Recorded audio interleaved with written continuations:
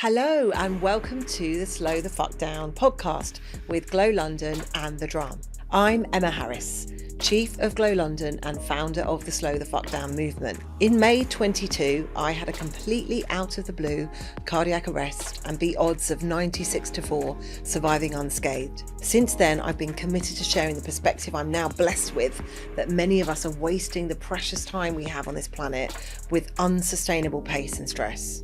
In each episode, I'll welcome some fabulous guests onto the show to share their stories of how slowing down or not has affected their lives, their teams, and their businesses. Let's get started.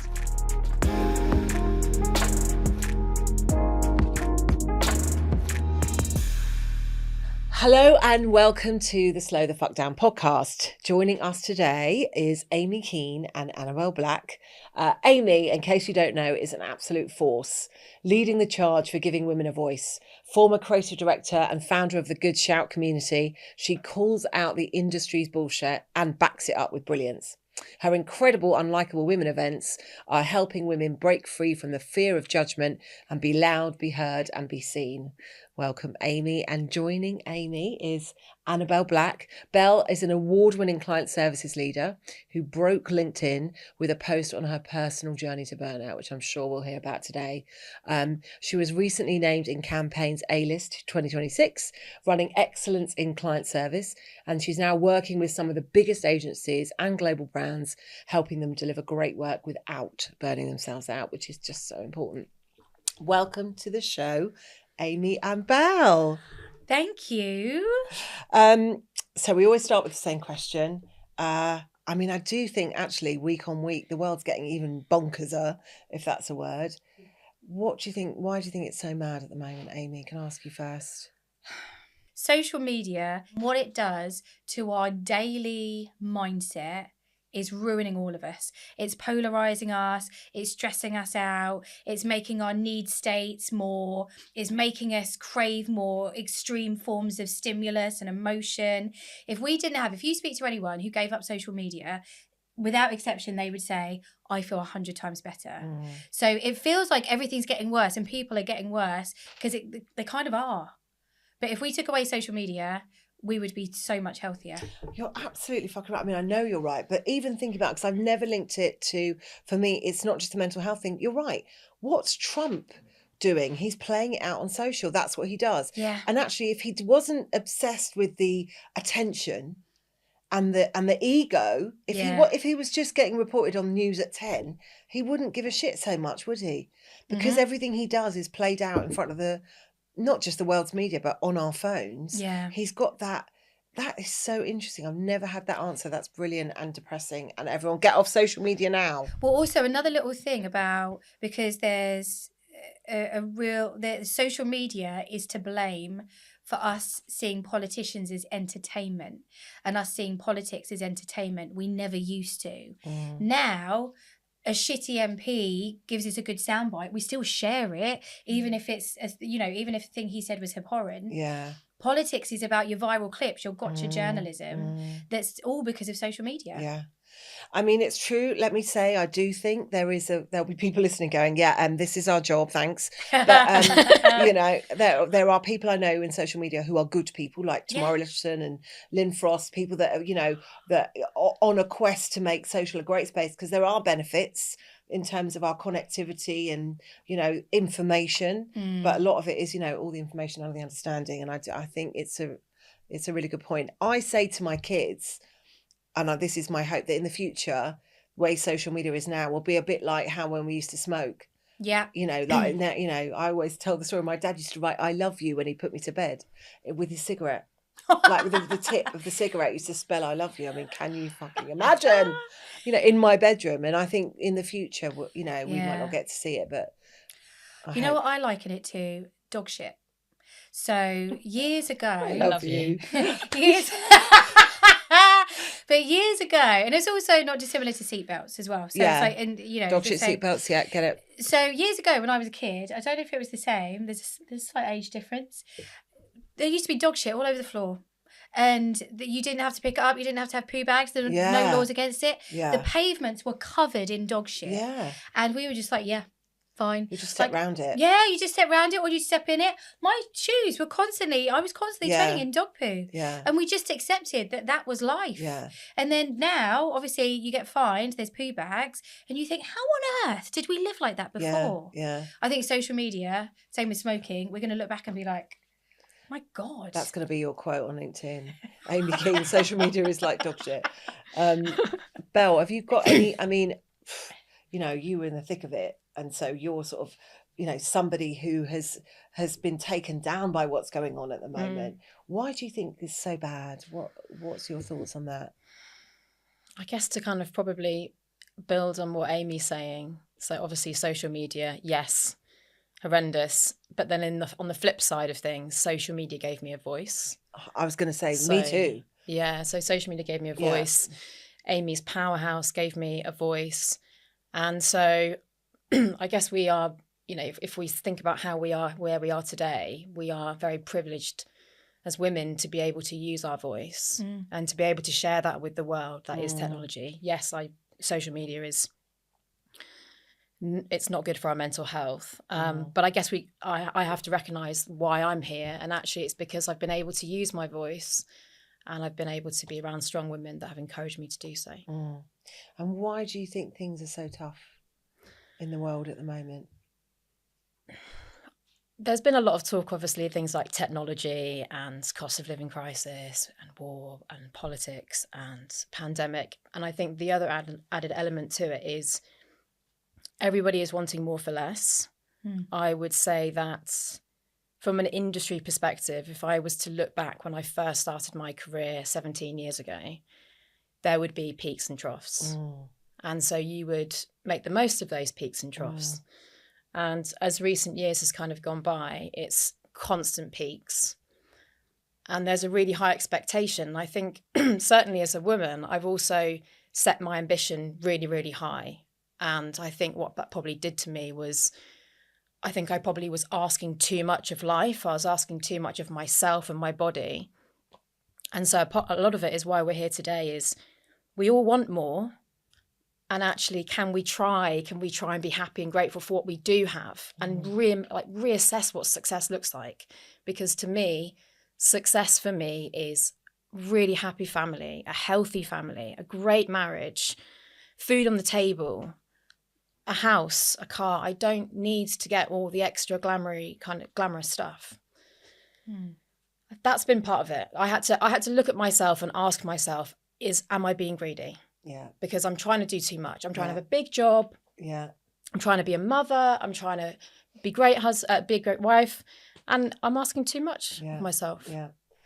Yeah, it's an interesting word, greedy, isn't it? Because I would love to challenge you on that negative thinking, because I think it's just how we're conditioned. And if maybe it is greed, but I often talk about the quest for more, you know, when I get there, I'll be happy. You know, when I'm got this, when I'm thin, whatever the fuck it is, I'll be happy. And it's just bullshit. And it is how we're wired. And if the more people that jump off that, absolutely, which is why I love that we've got you on this to share these thoughts. How are you doing? How are you doing in all this madness? You look fabulous. You seem very happy today. But how are you, Amy, with everything in the world at the moment? Oh my God. How am I? I'm all right. I'm okay. I do tend to take everything very seriously. So like you, I really care about stuff. I really care about the world. I really care about people. Probably too much. And so I tend to often feel very hopeless, feel very jaded with the state of the world. That can get you down a bit. But for some reason, I'm not letting it affect me this week. Good. Well, that's good. And it's a choice, isn't it? Because one thing I talk about a lot is controlling the controllables, right? Where is your sphere of influence? And you're doing everything you can. I look at you and go, you're someone who's making a real difference in the world. And you are absolutely going within the bits I can control, and within the bits that matter, and the intersection between those two things. I'm sat in there and I'm doing okay. Me too. That's how I feel. You know what I think, why I think it is? So last year, So Good Shout is a learning and development company. We help people work with their voice, communicate better, show up better. And last year we launched Good Shout for Girls, which is public speaking training for girls at state schools. So they don't get taught how to debate and do the stuff that you would learn, at private school. So we launched Good Shout for Girls, which is public speaking training for 13 to 16-year-old girls. And I've been doing a lot of that recently. Since we've launched that, exactly to your point, I feel like I have some kind of control over some part of the world that could get better. And the transformation, so we do workshops, like afternoon workshops. We do 6-week courses for these young women who start off like biting their fingers, incredibly nervous, just so worried about even using their voice. They whisper. And then by the time we're done with them, it's like something has been unleashed. And doing that a lot, and I've been doing it more recently, it's so good for the soul. Brilliant. And so I think I feel quite good because I've got one next week. I did some last week, and it feels great because it feels like you're actually doing something. Yeah. And this is a perfect thing of work out what matters and prioritize it in life. This is what Slow the Fuck Down is telling people, because we're running, trying to earn more, have a better car, have a better house, and feeling miserable. And it's like, actually, what's going to lift your vibrations? What's a good day for you? What is success? And people don't stop to ask themselves that question. They just assume it's all the material bullshit, which does not make you happy. How are you, Belle? How are you doing? I'm all right. Yeah, I'm okay. I feel good that I'm next to you both. Love you too. I would say that if I was being true to myself and to the audience, I would say that I do have my good days and my bad days. Yeah. So predominantly, I'm good. Good. Can I actually create some context here for people listening as to how we met? Because I think that probably makes the question more poignant. So for people watching, listening, I met Belle when she posted on LinkedIn a picture of her wrist with the word "stay" on it and a cross. And you can talk about that post. And I reached out to her, and that's the post that went viral. Do you want to just talk about that post? Yeah, sure. So I was on the Good Shout Powerhouse course, and I learnt that I had a voice, number one, and then I learnt how to use it. And then I also learnt that I didn't need to be afraid, and that actually if I used my voice, I could help others. And so I created a LinkedIn post that was very personal to me, and it was about burnout specifically. And at the time, this was back in 2022, there was no one really talking about it from a personal perspective. Nobody really wanted to have their name attached to it. And I could see why. And it took me 2 years to actually write it. When I came around to writing it, I realized that somebody needed to talk about this because it kept happening and it's dangerous. And so I just shared my truth, which was that I was working in a great advertising agency. I loved my job. I was great at what I did. I was doing crazy hours due to resource issues over the summer period, which happens, especially with pitches. And out of the blue, September came, burnt out, just absolutely out of nowhere. And it was terrifying because I went from being constantly in sixth gear to then not even being able to put myself into first gear. And physically, I was a shadow of my former self. And unfortunately, in those situations, it takes a long time to build yourself back up again because you're broken within that moment. You realise actually that a lot of your identity is based on the work that you do. And I'd spent my whole career doing this and I loved it. I also loved being a parent.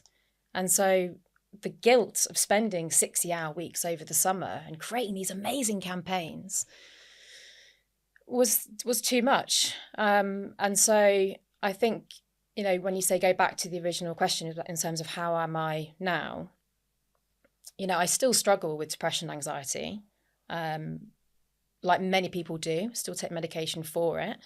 And I still try and make sure that I push myself out of those comfort zones. Because I think when you do have something like anxiety diagnosed, it can then stop you from doing things. So it's taken me a while, but I force myself to do things. Like, this is not the right anxiety, like the right environment for somebody that has anxiety. And I can share some tools and techniques later, but it's not.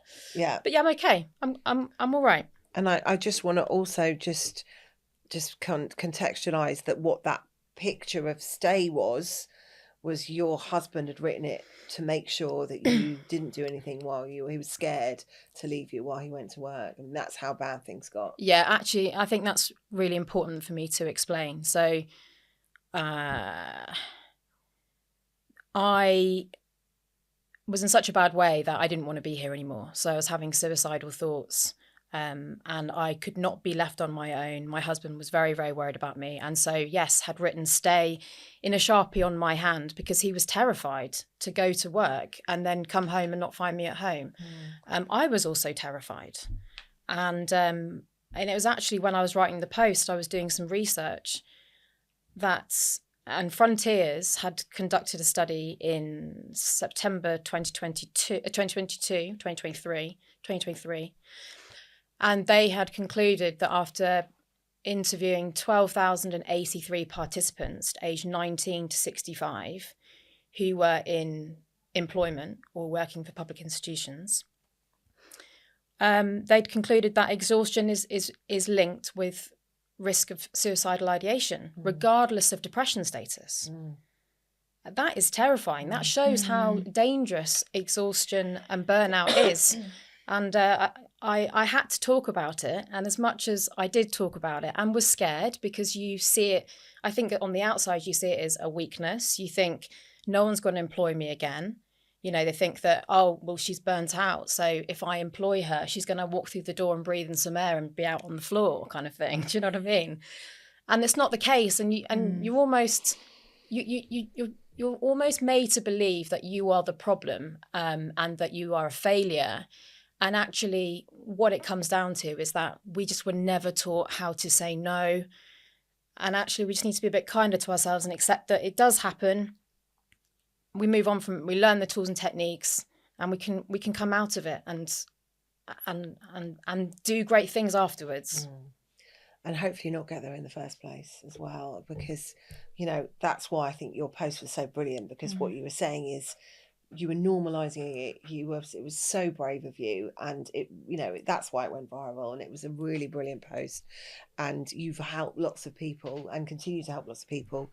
But yeah, it's about, let's stop people getting to that place, which is what you're trying to do now, which is just, so that's, you know, hopefully while you have good days, because you know that you're doing, like Amy said, what you're doing is you are creating that success and fulfillment, and that's what matters. You're doing what matters. I'll come back to this in a minute. Amy, have you got any stories where you've forgotten to slow down? Yeah, so there's two situations that I want to talk about, because I think one addresses a bit of a misconception about stuff like burnout, because it's what Annabelle just described is burnout. Yeah. That's from anyone who I've heard that's been through it, and it's devastating. This is it. Like, it's the way that you describe it with such honesty and in such a graphic way is actually really helpful, so that people can recognize it in themselves. But the first scenario that I want to talk about, so I worked in advertising for 17 years, always in agencies, have asked publicists, and obviously I worked in innovation, so I was constantly pitching, working crazy hours, and there were times when I thought I was burnt out, but also I was drinking so heavily, and the rest. I wasn't burnt out. I was just fucked, because my lifestyle was awful. I wasn't looking after myself. I was working crazy hours, yes, and the agencies were demanding. But I find it really tricky when people say they're burnt out, but actually they drink like a fish and they do loads of coke. And I think there's a balance where you have to think, what did I play a role here? And so that's what my life in advertising, I would say, was typified by exhaustion, but a lot of it was self-inflicted. That's obviously not the case with Annabelle, because I've seen her in action. I know how hard she works, and it's like, it makes perfect sense. The time so I don't really drink that much anymore. And when I do, I get really pissed. Annabelle knows this. I get really pissed and wake up on her floor. because I can't really handle my booze anymore. But the time when I did really need to slow down, and it wasn't necessarily self-inflicted, and it was a massive realization for me, was in the last couple of years. So I, family-wise, haven't been the luckiest. So my mum was diagnosed with Alzheimer's a few years ago. It's as advanced as it can be now. She doesn't recognise me anymore, you know, all of that jazz. But when she first got diagnosed a couple of years ago, that was probably one of the most traumatic things I've ever been through, because you just know that this person who was a really strong, just such a strong woman and so powerful and so funny and so intelligent, I knew that I was going to lose her in front of me in real time, but in the slowest way possible. And so there's a preemptive grief that happens with that. And so when she got diagnosed and we finally had it confirmed, the only way that I deal with really traumatic stuff is I distract myself with work. And so all of a sudden I took on 10 new projects. I had to speak at all the conferences, like I was working harder than ever. I just had to distract myself. And obviously what happens then when you're not feeling great already, you feel even worse. And I don't know, my energy levels are always quite high, to be honest, and I can always just power through. But mentally, my God, I was in the worst place that I've ever been. And it got to the point where someone that worked for me bought me a book, just really subtly bought me a book called Slow Productivity, because she was like, I just don't know. You're working really hard and you're distracting yourself with loads of projects, but you're not really achieving much because you're a hamster. Busy fool. Yeah. Oh my God. Yes. Yeah. And so so I read this book, Slow Productivity, and it's a game changer. I don't know if you've read it. No. But it says, do less stuff, do it amazingly, and think about what makes you happy. There we go. That's slow down. Yeah. It's written by Cal someone. It's such an incredible book. And he talks about, there's examples about books that were written, some of the best books that humanity has cherished for centuries afterwards were written across a period of 10 years.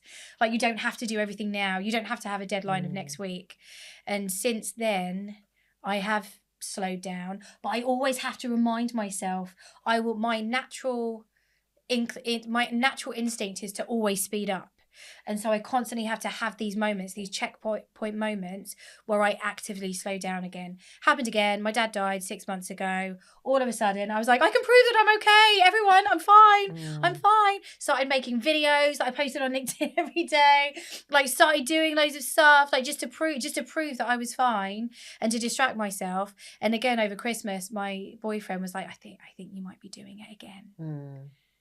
Well, good that you've got him to check on that. And that is, it's looking for those signs, isn't it? Yeah. And this is some of the things, and important to have some tools that we should talk about, is going, you know, people say, oh, you're going to Australia, or you're not really slowing down, are you? I get it every week. Someone will say it to me, and it's not very slow the fuck down. And I say, and I've probably said this on every podcast, it's not about necessarily doing less. It's checking why you're doing something. Ooh. Yeah. Why am I feeling this? Why am I thinking this? Why am I doing it? It's that metacognitive. I'm just checking in with myself. Oh yeah, I'm distracting myself again. That made me very emotional. Thanks to share that story that you went through. I just want to go back to self-inflicted.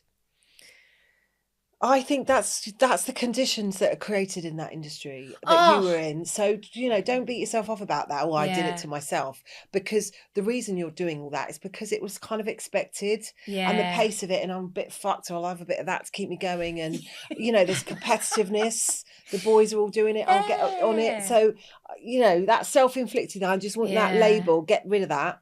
Because you did it. That was the conditions. That was what happened. That's so true. It also happened to you as much as the choices that you made, and now you're choosing not to. I love the fact that you're a lightweight. You must go out. There's just a quick one though. Or three. Yeah. And just Me too now, I'm ashamed to say. Every time I've been to a party at Annabelle's house, and I really don't drink. So it's been 3 weeks since I've had a drink, I think. And I'll do like a month. Every time I get pissed after one glass, and I wake up on her floor with my hair in disarray. It's not a good look. But sometimes I do think, the thing is with any kind of social movement, and I would say that the acknowledgement of burnout is a social movement, and my God, thank heavens it's here. I think there are sometimes people that do slightly exploit it. I'll give you an example.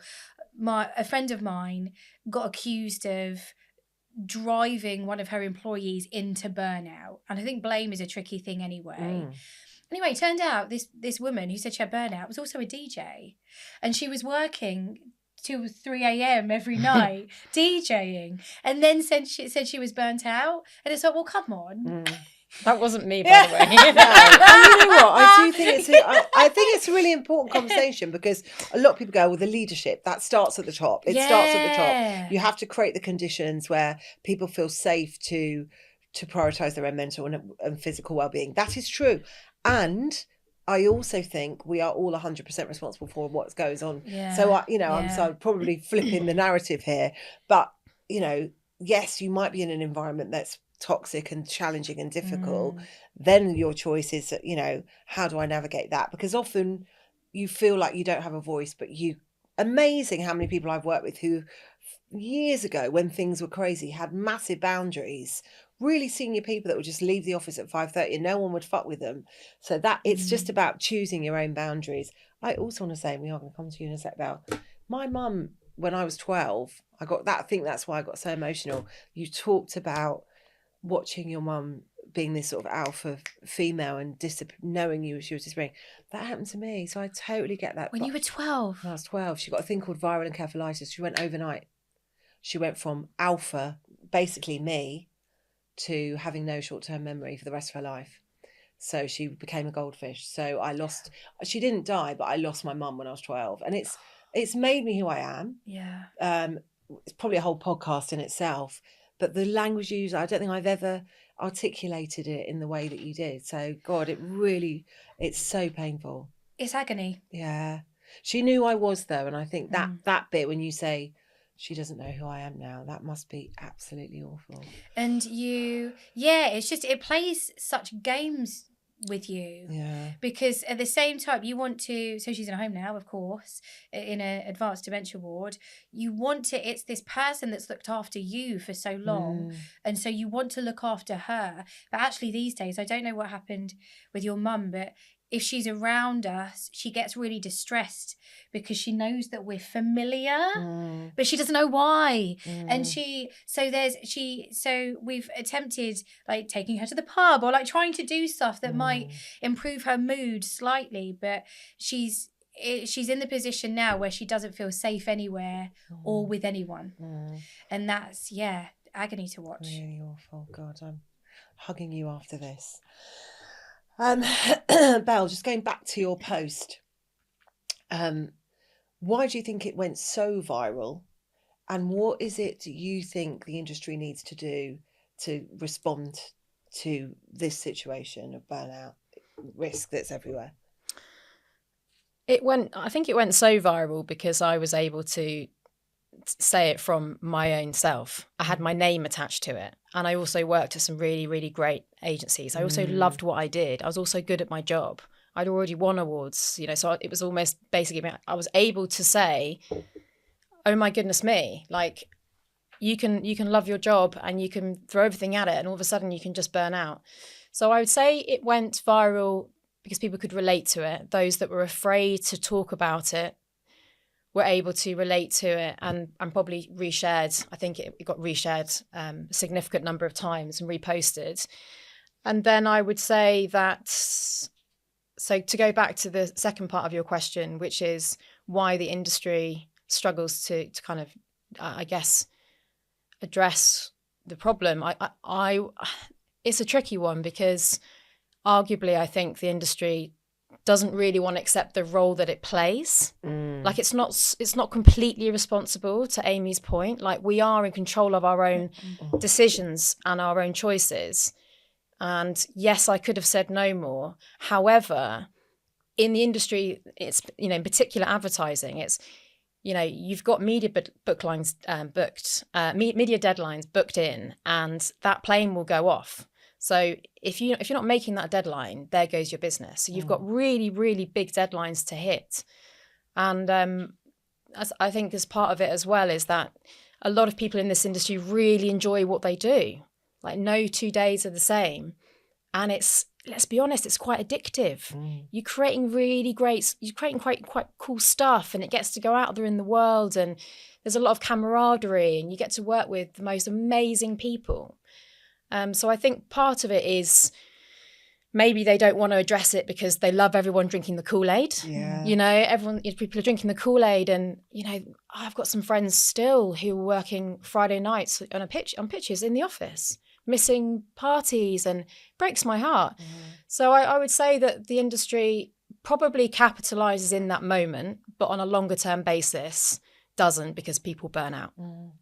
I think it's at the moment it's what's really challenging is how tough the industry is. I'm hearing even from people who are usually optimistic and positive, even and really big agencies that are like this. It's worse than I've ever seen it. So the competitiveness when you do get business of doing it brilliantly, and what you said before about this always on used to be, right, we've got 2 peaks.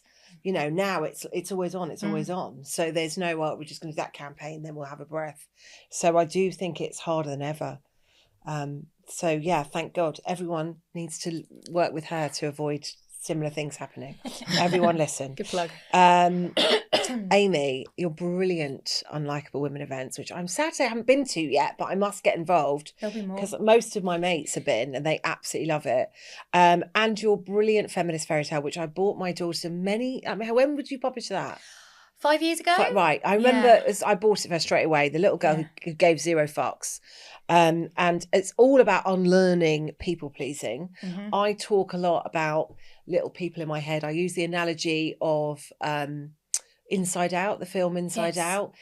Rather than saying we've got sadness, joy, disgust, I've got kick-ass, who's terrifying, and I've got negative ninny, and I've got people pleaser, and I think she is probably the one that ended me up in ICU.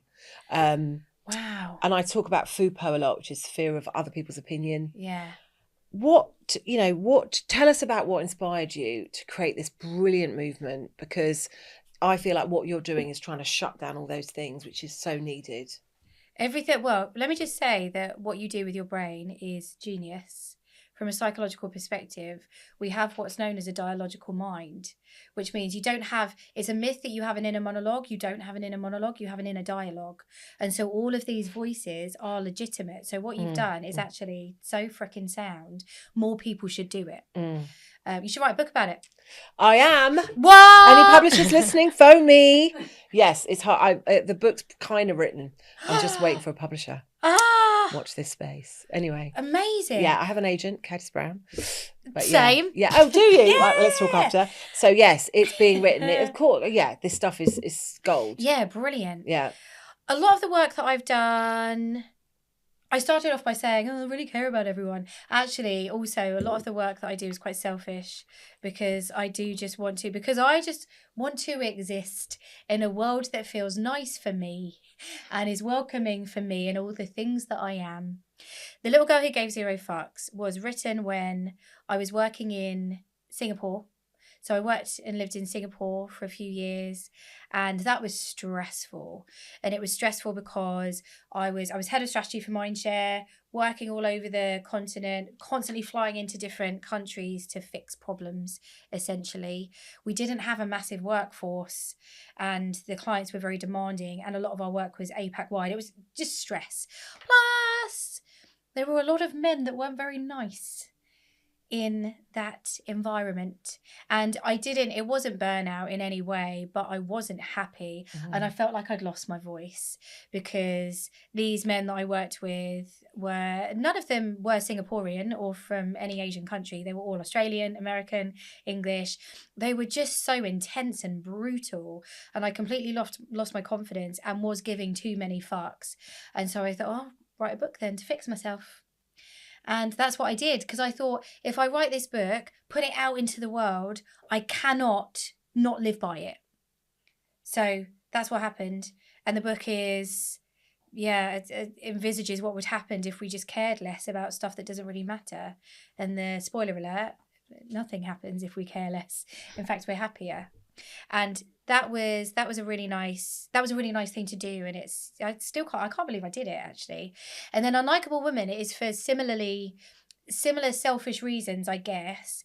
I am just so sick of being described as too direct and too blunt and too mouthy and too abrasive. Fuck that. I hate it because I think I'm quite kind. You are. You are. But because, and it's probably partly because I'm from a working class background. I'm from Essex. We tend not to make our vocab that fluffy. We do tend to be more straightforward and blunt and direct and all of those things. But I just got so sick of people saying that they didn't like my tone. I was like, right, I'm going to create a fucking summit then, and call it the Unlikable Women Summit, and invite all the best women in the world that have done amazing things whilst also being criticised for their tone. And what I realised is that there's so many women in the same boat. And it could be because you're from a working class background. It could be because you're autistic. It could just be because that's your personality. You're naturally loud and irreverent, or it could be for so many different reasons. Oh yeah, for years I was told to tone it down. Ah! Yeah, fuck that. I never listened. Let me tell you, I never listened. I did. It was that kind of, just tone it down a bit. Why? Well, by who though? This is the thing. Men, but yeah, senior men. It's, like, well, you're a senior now, and I was always told I was much too emotional. Fuck that. That's why I can't work for people anymore. I've got to work for myself. So yeah, thank God that you did. It's absolutely brilliant. And I'm going to challenge you again on your language. It's not selfish. It's self-driven. It's from your own story, but it's not selfish, because there's no such thing as a selfless act, right? Even when you're helping people, you get something out of it. That's okay. You did it because it makes a fucking difference, and thank God for you. It's funny, isn't it, how these little terms and phrases... Yeah. It's second nature to frame something in that way. Slightly self-deprecating, yeah, slightly apologetic. No, fuck that. Belle, you are doing brilliantly, helping, loads of your clients avoid burnout. Tell us, client servicing is just all about trying to keep everyone happy. How do you tell people to set boundaries without it all blowing up, especially at the moment? What's these tools and advice you can give people? What a question. Do you know what came out of that question? Was everybody. Right. Because everybody, in my mind, it's not just the clients, it's the creatives, it's project management, it's finance, it's production. And that's even before I've even thought about my own family. Yeah. And then actually, if I go even further, that's before I've even thought about myself. So actually, to answer that question, the first thing is you've got to think about yourself within that equation. So you are a priority in looking after yourself. So setting boundaries, find out what is important to you. What is it important to you? Prioritize those things. Make sure that you are a priority as well. And I don't always do this, but at the start of the week, I try to say to myself, okay, what does success look like for today? And in my really busiest periods, I've done this. I don't tend to do it like now. I tend to do it in my busiest periods. It's basically things like, okay, what's the one thing that I can do that would make work happy? What's the one thing that I can do that would make my family happy? And what's the one thing that I can do that would make myself happy? Love that, stealing that. And by doing that, it's saying I make sure that everyone's main need is met. So boundaries it's really hard to set boundaries, and I'm still learning it. I genuinely am. I'm really lucky that James, my husband, sometimes has to say to me, Belle, you're such an ideas person, but you're also somebody that makes stuff happen. Like if I want something to happen, I'll make it happen. But as a result, it's like ideas, let's make it happen. And James will sometimes just say, Belle, you have got quite a lot on. Just think about it. I'll obviously support you if you want to do it. So I think having somebody there also that has seen you gone through what you have gone through, I think you do have to set boundaries, and then also you have to recognize it in yourself. And the signs of burnout, I didn't know them before I burnt out, and I think the main one I believe to be is probably you start noticing that you really do not care as much about yourself anymore. So your self-care goes out the window. You start to sleep badly.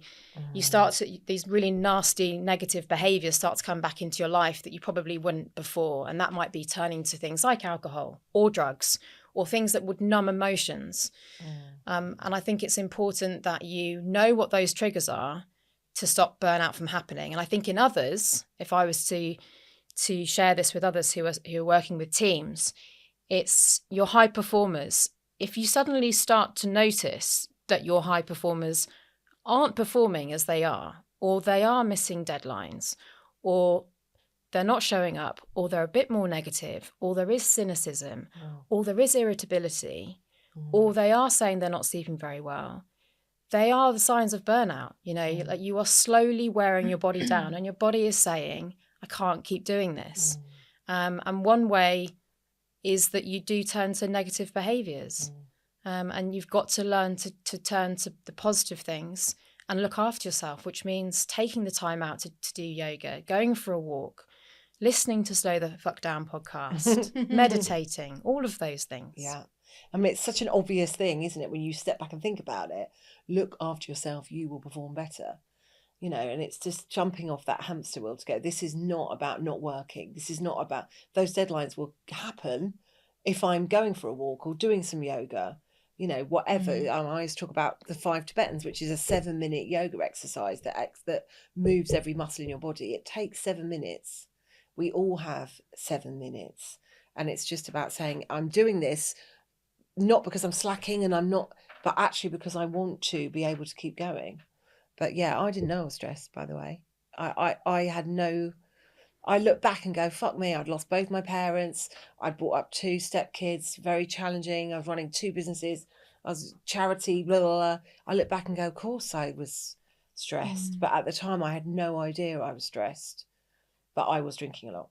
So yeah, listening to you, I was like, which one of those was me? I was drinking a lot and partying a lot. I mean, but it's easy to do. Even I think the natural thing in some ways, if you've had a good day, you want to have a glass of wine. If you've had a bad day, you want to have a glass of wine. Yeah. And actually, I'm even I think it was last week, James had opened up a bottle of wine, was like, oh, do you want to have a glass of wine with dinner?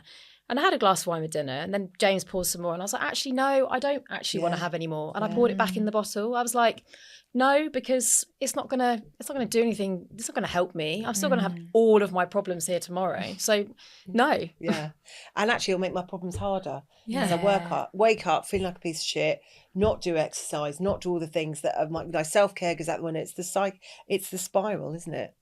So. One of the things that helps me a bit, especially when it comes to drinking, is the idea of future me. And literally just thinking, really, really focusing on how am I going to feel tomorrow? If I make this decision now, how is future me going to have to deal with that? And I think there's a bunch of psychological studies about it. The more you're able to, the vividness with which you're able to imagine your future self, the better relationship with that self you have. And the choices you're making now on behalf of that future self. I love that. Yeah. And also, I have to say for me, you get to a certain age, I don't know how I used to do it. I know. No, I don't know. I know. I mean, dragging my ass to work on very little sleep and feeling horrific. Yeah. And then shoving myself with carbs. And then a couple of hours later feeling horrendous. So I've got to have some sugar and just that cycle. God, I don't know how I did it. I mean, I still kicked ass, let's face it. But I don't know how. God, we're out of time. I want to talk more. So the last question we always ask is the same, and there's been so many rich things that we've talked about, but can you just leave our listeners with that golden thing? What's the one thing you're both, helping other people? What's the one thing that really you find most helpful you want them to leave them with? I'm gonna have to think about this. Can I ask you first? Yeah. I would give everybody a technique, which would be to try a Russian shower. Oh, you've told me about this. That sounds so This dodgy. sounds really fucking rude. It's not. Do you know, I told James this, and he said, "Is that where you rush in and out again?" It's like, no, it's not where you rush in and out again. So the Russian shower technique is where you have a really, really nice hot shower. We all like a nice hot shower. Lovely, lovely, lovely. Then after about 5 minutes, you basically come out of the shower and you turn the cold to the coldest it will go. You step back into the shower and start off maybe 30 seconds. I'm on about 90 seconds, and you blast yourself with cold water. And it is very, very good for the nervous system, resets the nervous system. It releases endorphins, and it makes you feel alive. Like, genuinely, I did it this morning before coming today. And it's very uncomfortable because you're like, this is very unpleasant, but you know you're going to get through it, and you know you'll feel amazing afterwards. And I'm telling you now, give it a go. It's a game changer. I'm going to try it, and I'm going to text you tomorrow morning. Can I start with 10 seconds, or is the minimum 30? I think to get the full effect, I probably would try 30, but know that you will survive. Okay, I'm going to do it tomorrow morning, and I'm going to text you. Imagine if you don't survive and you freak out, you slip in the shower. Yeah, no, don't do that to her. If I do, that was my choice. It was my choice. If anything happens to me, it's not Belle's fault. It's good for your Check hair with the doctor. well. Yeah, it's good for your hair. I'm seeing him this afternoon. I'm seeing my cardiologist after, but it's good for your hair as well. Makes your hair shiny. Yeah. Have you thought of anything? Yes, mine's slightly different. It's more mindset related. It's really important. I wish I could go around to every young girl in the world and say this with conviction. Other people's opinions suck. Yeah. And it's so critical to not let other people narrate you in the way that we so often do. Most of my stresses in my life have been caused by me believing what other people say about me. And that has been, of a severe detriment to my mental health. So remember that you don't have to believe every opinion that you hear, and make sure that you narrate yourself before anybody else does. Urinate, which is different from urinate. What's urinate mean? What's urinate? Make sure you wee. That's In a what Russian Amy shower. Kean quote. No, you. No, what's urinate mean? You narrate. Oh, you narrate. Make sure you narrate. I thought you made urinate 5 times a day.